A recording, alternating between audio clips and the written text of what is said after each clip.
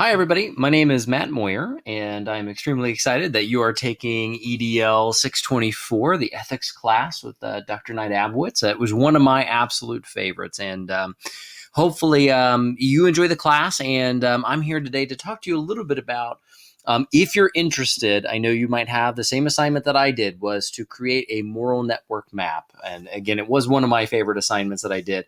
And I used a particular program to do it. So this video is a tutorial in order to do that. So if you're unfamiliar with the particular program called Kumu, this will get you kind of started. And, hopefully I'll be sharing my example, what my project looked like. And hopefully you'll have access to that one way or another, that you can always kind of refer to that, just so you can kind of give you yourself some ideas. And all of our maps were definitely great in our class, and I hope that you enjoy the diversity of stuff in your class as well. So in this video, I'm going to use just this short little slideshow. There's a couple things in there you could follow along by just typing in that shortened little Google URL that you see right down here at the bottom. But let's talk just a little bit about what you're going to find out here. There's me, if you've seen me around campus. I hope to meet you sometime. But here's what we're going to do. We're going to take a look at just what is Kumu, why you might be interested in it, not just for this project, but for any kind of project. It could be one of those things that you would want to use for another project down the road as a researcher, as a scholar, as a student. It's kind of an interesting one. It's free. So we'll talk about getting you signed up. We'll talk about the actual moral map project, because I'll talk to you about like how mine kind of came about. And maybe that's helpful for you. If not, you can totally skip it. Then we'll get into actually doing it in Kumu. So you create what's called a project. Then simply you're going to add some elements, because this is just like a map, like any kind of map that you've ever seen before, kind of linking things together. So we'll talk about making the connections. Then if you really want to get fancy like I did, I'll show you a couple things that you can do there. It kind of makes your map pretty rich and allows you to do some very interesting things. And of course, like the reason why you might do this, I'll just tell you right off the bat, is that it gives you some really interesting tools for analyzing your map. Of course, you can do this in a lot of different ways. You don't need fancy technology necessarily to do it. However, sometimes in the end, it does give you a few additional tools. So first off, what is Kumu? Right from their webpage, and it's, I really like its simplicity, but right off the bat, it tells you that Kumu is basically a data visualization software. So you just use it online. All you need is internet access, and you can go there. You don't have to download anything special. You just kind of do everything online. It saves your project online for you, gives you an opportunity to share things that way. So I like it for that sense. And again, why use it? Well, it is helpful in this particular situation where you want to kind of understand the network effect of, your moral life. What kind of goes into making you who you are? Well, there's a wide variety of things, and looking at the interaction among those things is really, I think, kind of what we're about. So, I can say that I've seen, some of our professors, Dr. Evans particularly, was interested in a certain project of understanding how people in an institution, or like it was particularly a school, like how did they function? And that was a really interesting thing to map, because it showed where your social connections were. So, if you were ever wanting to analyze a social network of some kind, this kind of program could be particularly helpful. So let me talk about my experience, because I'll be honest, I love the project right from the beginning, but it was one of those where I felt where's the starting point? It was really hard. So I think one of the first things we did in class was to just take Post-it notes and just start writing some things down. Not necessarily worrying about organizing it just yet, just what are the first things that kind of come to mind. And, the longer you're reading material in class, the more I'm sure, you're starting to get some ideas, about the particular things that would be included in such a map. So, here's what mine originally looked like. And to be honest, when I go back and look at it, I think it didn't make a whole lot of sense. And some of those things stayed in the map and some of those things didn't. But it was a really nice way actually just to kind of begin. Sometimes you just got to get stuff out.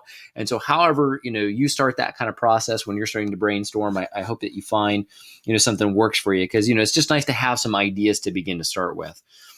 The other thing I felt, kind of stuck on a little bit was some of the terms. So, here's a copy of the page in my notebook. I was scratching out ideas. And first of all, I was kind of thinking, okay, virtues, wow, what are virtues? I mean, that's such a lofty term. So I tried to break it down. And, I went to virtuescience.com apparently and found a list, and, it worked for me because I was just kind of looking for some language. It wasn't like I was going to be citing this as some great scholarly resource. It was just like, I just need some words to kind of hang my hat on. But, there were some terms that came up in class that were really important. We kind of kept, I think in our class, we kind of kept coming back to define these, like, what do these mean? So the first one was a commitment. And that was such an interesting term because, your commitment is just something like you're after, like, obviously it drives you. It's your goal. It's somewhat your moral compass, I guess, if you will.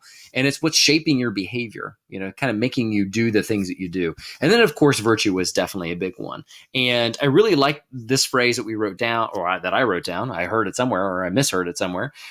It's where someone is excellent as a human being. You just kind of tend to think that's, they are just an extremely honest person, or, they're extremely friendly, or something along those lines. You tend to kind of pin those to a particular person, right? Their character. And then finally, the principle one was kind of interesting because, that one was more just general, like an overarching kind of rule somewhat, right? Things that you would apply to any moral stranger. I love that phrase because then that kind of makes you think, okay, well, what's pretty basic maybe? What's an underlying rule that, I might be operating by? What would I expect of other people? And how do I basically operate in the world, you might say. So, I got to say, the project went on for a little while and I had to chew on this for a long time. And I had, this mess of notes and nothing was necessarily kind of coming together. But, we landed on talking about it again. And so I took a picture of this just to share with you. It's messy, but there in the middle, I came back to, the virtue being a capacity I try to enact in myself, right? The things that we want to see in ourselves. Again, that principle being a rule, and, fairness was an example that kind of came to me. Like that seemed to be an overarching thing that no matter what the situation, fairness seems like a good rule to live by. Obviously what includes fairness, that's culturally bound, right? I mean, so, we tend to, start having some good questions about really what these kind of things mean, but I had to have some operational definition for me. And then finally, again, saying a commitment was a very big, broad thing, maybe something like justice. And again, that helped me kind of understand, like, what am I naming as a commitment? What's driving me? What am I pointed towards, I guess? I'll tell you the other thing that was extremely helpful in this project was Peter Levine's blog post, The Envisioning Morality as a Network. And in fact, I grabbed another term in here to use in my map, which I'll share, which was a irresolvable tension. And I really liked that. And that kind of struck me. So, once again, you're probably going to come up with a lot of different terms maybe that are going to be helpful. I mean, in terms of once you've got some ideas down, maybe on your Post-it notes or in your notes, you can begin to kind of say, all right, I can start to see some categories, if you will. And like I said, sometimes seeing the relationship, and that's really what, he kind of brings up is that, envisioning this as a network is that actually these things are not separate. They actually function as a group, as a network. They inform each other. And so I like that idea of the irresolvable tensions for how things kind of work together. Some things just fit really well and other things didn't, and some things to be saying opposite of one another. So let me go ahead and share just a little bit about Kumu here and what we can do. So Kumu is a free program. There's the web address right there. If you want to go visit us, you can just Google it, type in Kumu. This is the first one you're going to come up with. Obviously, if you're new to Kumu, you would pick sign up. And it's fairly simple. All you need is just your name, your email, a username, and a password, and then you're in, and then you're rolling. So you'll come to something that looks like this. It's going to be your dashboard, and this is my brand new one that I'm doing. So we'll talk a little bit about how you can set up a project. So right off the bat, pretty simple. You're just going to click to start a new project. Of course, you can give it a name, and maybe it's going to be my moral network project, or maybe the course name, EDL 624. Just as a description, it's my moral map. And here's the thing: if you have a paid version, you can make your maps private. Now, it does give you a 14-day trial. And then after that 14 days, then it will say, okay, hey, you're ready to kind of pay for this. But if you're totally into the free is for me kind of thing, you can leave it as public. what I think is that, not too many people will probably be digging around for your project. So I think, for the most part, it's fairly safe. But if you wanted to go for that little extra, I just want to make sure nobody else is taking a look at this. Maybe you'd choose the private. I chose the public, and I had no problems with any issues with people coming onto mine. So the next thing you are going to look at is, it gives you several templates to start from. Here again, depending on what you'd be using this for, you might select one of these. I personally like starting absolutely from scratch. So the one that I like is this other one that's over here. Once you've done that, I'd leave everything pretty much basically as it is by default. Leave this option as custom, because again, you're just kind of starting from scratch. Manually positioning your elements, that's kind of nice. That's something you can change even later on. So that's not anything you have to worry about before. Sometimes it is nice to see things rearrange themselves. So kind of the floating is sometimes nice. And then, depending on how you want to do your connections, again, this is something that can be tailored later on. So not anything right now that's going to be set in stone for you. And especially starting from scratch, it's like you're starting with a blank page. So you can easily just kind of go from there. All right, so what makes your map is really all the elements. So let me flash you mine one more time here, and if you haven't seen it, that's fine. So this is what my map ended up looking like, and each of these little dots that you see right here, these are elements. And I have my left pane open over here, which is kind of nice because you can see I've gone on, and for each one of my elements, I've added a lot of detail to it. So you can add a description. You can actually categorize your elements. And then I added in some tags down below here, which are kind of nice. And right away, you can kind of see what that does is actually that helps me with my view. So anything else that I've tagged under that same kind of label in my map, that all of a sudden, just by hovering over that, if I let go, I just kind of go back to my view. But this is that nice part, again, about the technology, is that it allows you to kind of see things in a certain way, rearrange things in a certain way.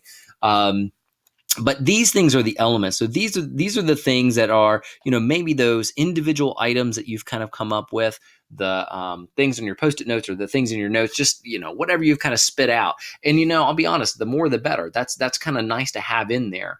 And you'll end up seeing that I chose a different categorization scheme. And these were kind of my groups that I end up having. And so once again, you could see from my map, adding the color sometimes is very helpful. Again, not a have to kind of thing, but if you wanted to, definitely again see, where are some of the very same things that are kind of going on here. But that's ultimately the things that I settled on. So I began grouping my things and what natural categories did I see. I saw exemplary people, I saw virtues, I saw commitments, I saw stories, and I saw fundamental truth. And I know that was another term that kind of came up later on that, was just one that I kind of landed on, I suppose. So let's go back to the blank map and talk about adding an element. One real easy way to do that is just down here at this green plus button. And right away, then you get a pop-up menu with a couple of options. And so we'll start and we'll add our element. So I'm going to say we're going to add, I don't know. My grandmother was an influential person. I hope she ended up on my map. So, right away, then I have the element pop in. And so that kind of starts my map. And, once I've got some other things added in, and I don't know whether you want to do this kind of before or after, but, I added all my tags kind of after. And then began to color code and things like that. And that was much more helpful. Once I kind of had everything on my map, then it became very, very easy for me to, link things together and then begin to color code it. So I would suggest you throw all of your elements onto your map first and then start talking about how you're going to decorate or arrange or things like that. So, if I wanted to kind of keep up with my, influential people, my grandfather was also pretty influential. And, these are things that I can kind of pull around as they kind of come on. Oh gosh, other people, tons of people, I suppose I can use in here. There were several teachers in my life that were, influential morally, I think. So let's say, now I've got some things here together and I want to begin linking them. So the thing that you want to do now is to add a connection. And so, I can very easily say, okay, what I want to do now is I want to find, okay, I'm going to go from teachers and I'm going to go to, actually, let me close that one because it's maybe a little bit more logical that I'd link my grandfather and grandmother there. So I'll do that. And notice then it recognizes what I already have on the map as I typed in. So I could just simply select that one. And then, so now we have a link between these two right now. And again, that's something I can customize later. I could label my link.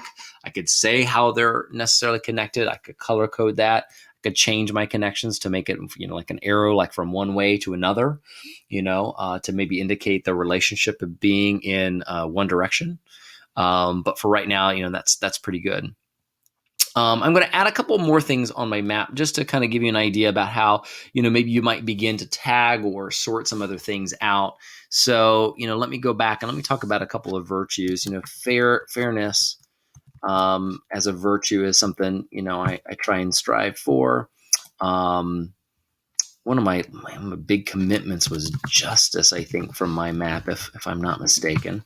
Love justice. Personal justice, social justice. Let's see. Might have to take a peek at my map. Let's see. Stories was an interesting group that I had. So I'll throw in a couple of my stories in there. I loved Cloud Atlas as something I read. So, think about, I'm interested in media and how media affects us. So, that was a book I read that was kind of foundational for me, I would say. Let's see. Oh, and of course, my other story that I couldn't get away from was my mom always used to tell me life isn't fair when I was growing up, and I absolutely hated her, no matter how right she might be. So I'm going to include that in here. So now I'm going to go ahead and I'm going to add a tag. So remember, this was a story that I had. So I'm going to include that as my tag. And so I'm going to do that as well for Cloud Atlas, which again was another story. My justice over here, I'll label as my commitment. My teacher was an influential person. So same with my grandmother. Now you can see these tags start to pop up.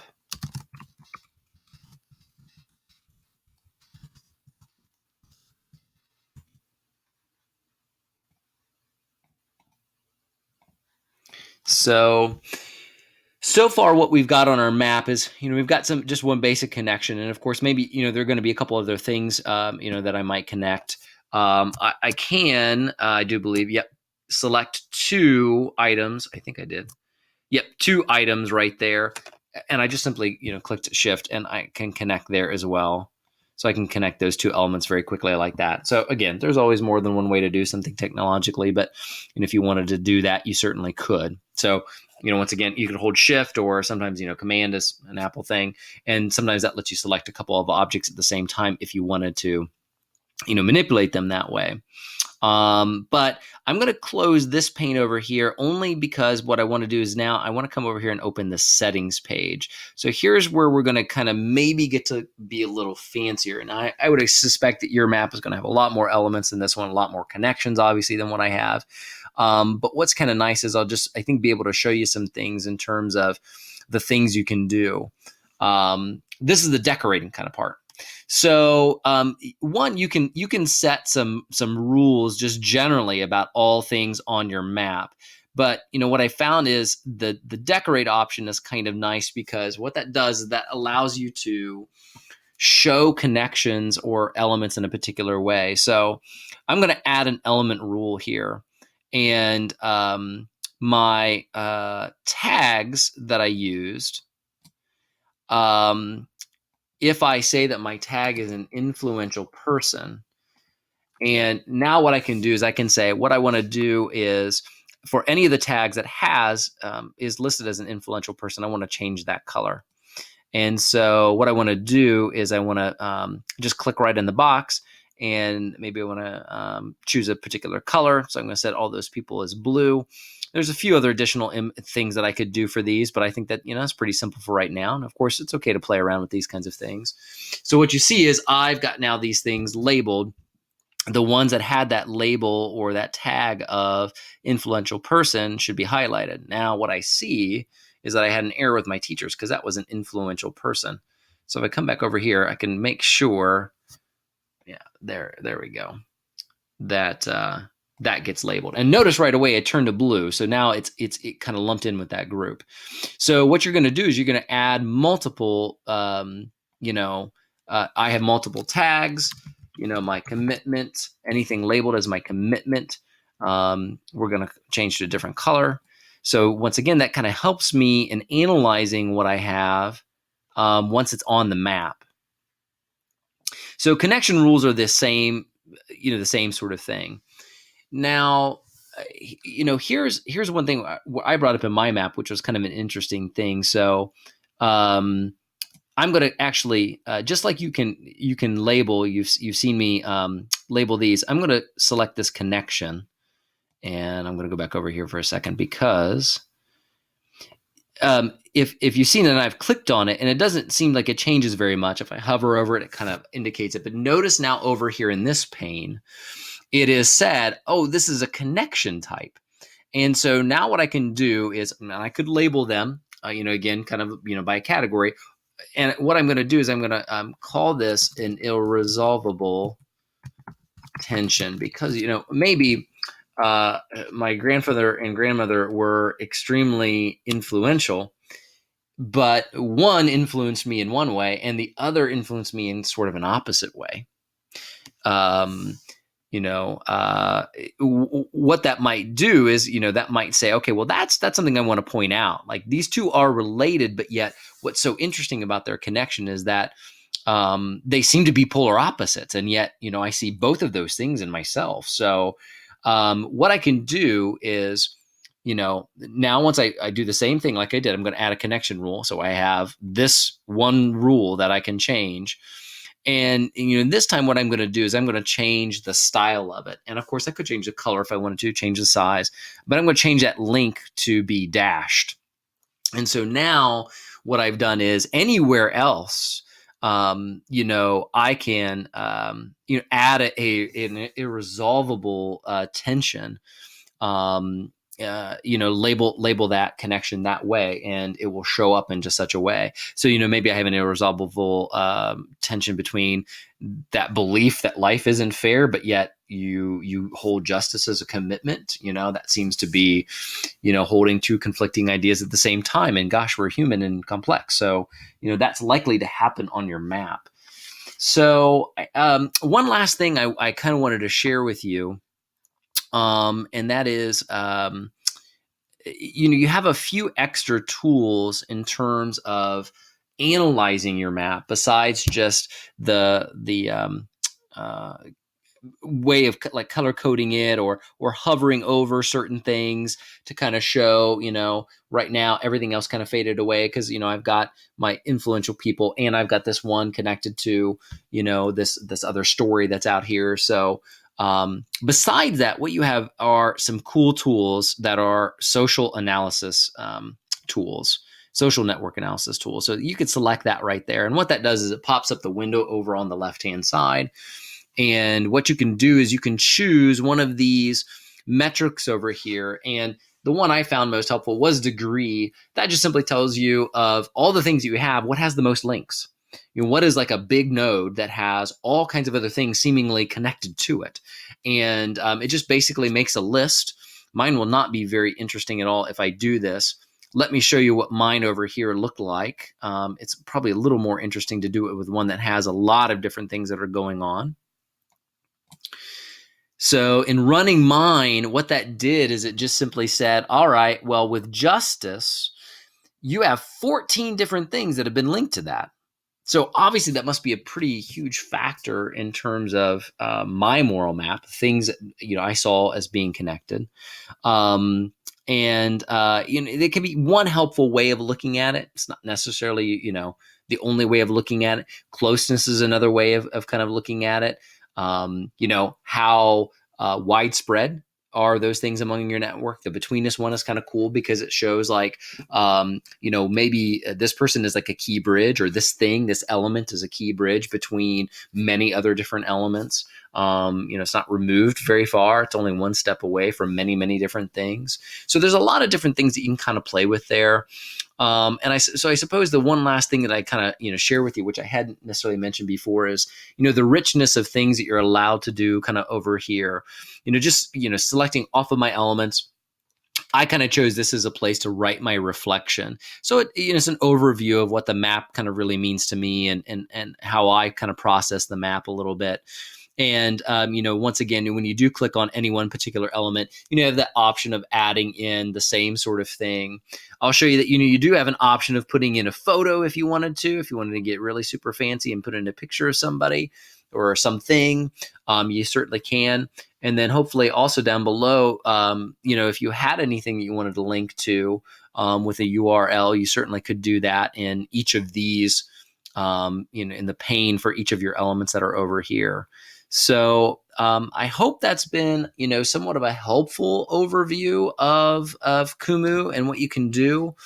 I wish you good luck. I hope that it's a wonderful experience for you. If you have any questions, you want to just talk about the project, or you need technical help, I'd be happy to kind of chat with you sometime. You can email me here. And once again, good luck. I hope you really enjoy it.